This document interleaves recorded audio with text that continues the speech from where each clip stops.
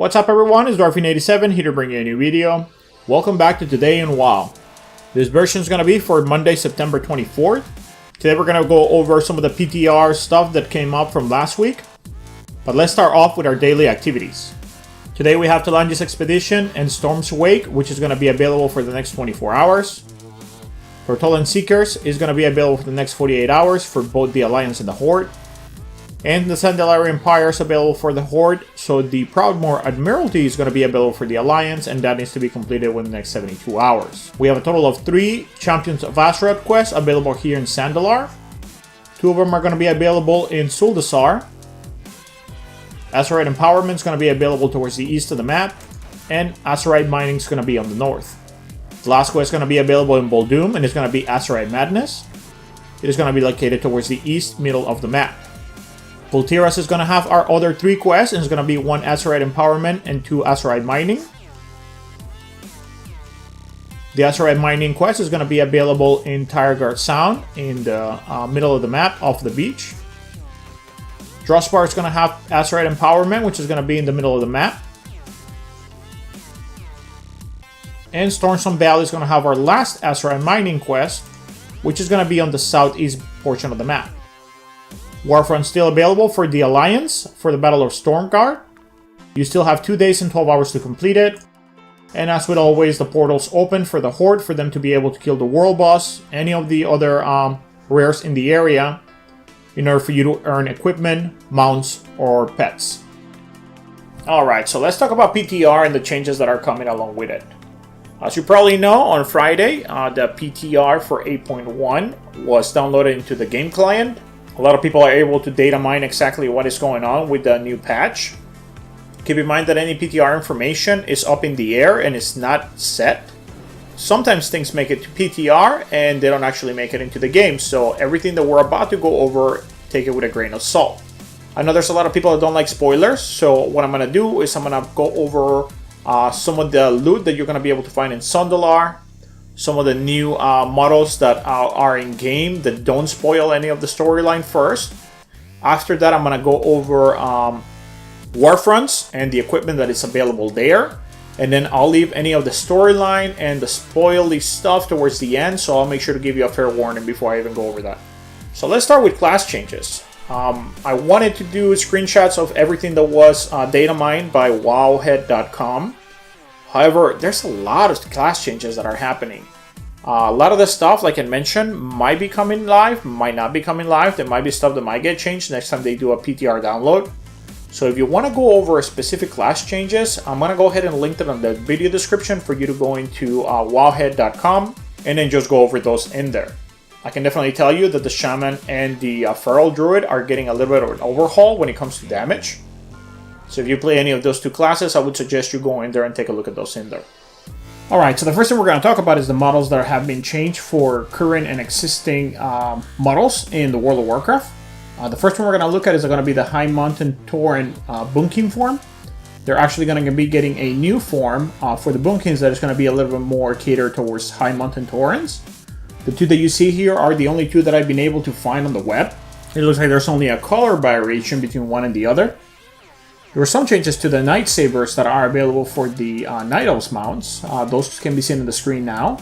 I'm going to assume this had to do with the fact that they're going to be getting the Warfront, and some of the mounts were pretty older models, so it's nice to see these guys get updated. We also got a couple of the War Saber models. This is the Vicious White Saber and the Vicious Black Saber model. We're also going to get the Vicious Black Bone Steed and the Vicious White Bone Steed. And that's going to be it as far as the models that are currently in-game that got an update. Alright, so the next thing we're going to be looking at is going to be the weapon choices for Seeds of Zuldazar. Now, remember that there's going to be a total of 4 different color scheme, each one for each specific difficulty for the raid. You're going to have 1 color for LFR, 1 for normal, 1 for heroic, and 1 for mythic. I'm not 100% sure which ones are going to be assigned to what, but I'll be able to show you all the choices that are going to be available. The first weapon we're going to be looking at is a fist weapon. We're also going to be getting Warglaives. This is going to be an off-hand held. So it looks like a lantern. It looks pretty cool, actually. Then we're also going to have one-hand maces. There's only 3 of these. I'm not 100% sure why. I think we're missing a color somewhere in there, but I couldn't find it on Wowhead. We have another mace here. We're also going to have shields available. Here we have a staff. We're going to get a one-hand swords, 2-hand swords, and lastly, wands. Now we're going to look at the tier sets that are going to be available. There's going to be a total of 4, and then there's also 4 for the mythic versions. I'm not sure how they're going to be split into, but I'll definitely show you all the ones that I caught. This is the first 2, which are going to be cloth armor sets, and another 2 color variations of that same one. We also have the cloth mythic, with its 2 color variations.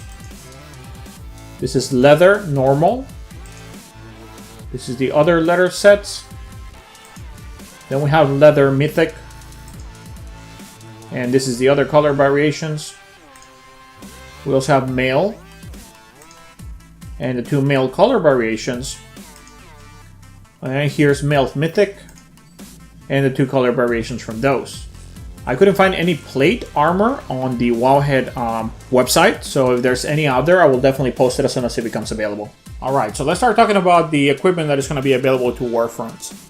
As you know, the next Warfront is going to be Forsaken versus the Night Elves. You're going to have some Night Elf team armor and some Forsaken armor, as well as weapons available for both. The first one we're going to look at is going to be the sets for the Forsaken. For the Forsaken, I could only find leather, mail, and plate. I haven't seen any cloth armor anywhere. So I'm assuming there's not going to be any, or if there is, it hasn't been added yet. The first one we're going to be looking at is going to be the armor set for leather. The 2 bottom ones are very similar, just different color variations, and the top one seems to be a lot more detail in it. There's a total of 6 different mail variations. I'm not sure why, but these 3 are very similar. And these 3 have a little bit more detail in them. Plate armor also has 2 variations, which is going to be through this one in 3 different colors, and this one that has more detail on it. For the horde weapons, we have this one, which is a 2-hand sword. We also have a 1-hand sword, a 1-hand axe. This is a 2-hand axe, dagger, warglaives, and last but not least, the mace. For the Alliance side, we're going to have the Night Elf armor sets, which is going to be the same story as the one from the Horde. We do have leather armor, we don't have any cloth, we do have mail, we do have plate. This is the first set of leather pieces that were found. And this is leather with a little bit more detail on it.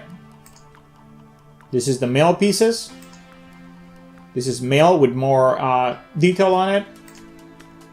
Then we have only 2 of plate. And this is the ones with more detail on it. We also have weapons for the Alliance. These are the warglaives that were included in the PTR information. Staffs. Bows. Shields. Pole arms. Mace. And daggers. And swords. That's going to be it for Warfronts. We're going to start now diving into the more spoily story type of situation. The first one is not that bad. We're going to talk about the Kul'Tiran models that are going to be available, that were available on PTR. There's a lot of mixed reaction for this specific Kul'Tiran armor set. This is supposed to be for the new ally race that we're going to be getting soon. This is the female version and the male version of the armor set. We also got a chance to see the Munkin versions of the druids that are going to be Kul'Tiran. And we got to see the water-traveling aquatic version of the Kul'Tiran druid as well. Now let's talk about heritage armor. There was nothing to be found for dwarves yet, besides the preview that was given by Blizzard. But we did get a chance to pull out some of the Blood Elf armors that are going to be available. These are the 2 that were found, which are thought to be heritage armor sets.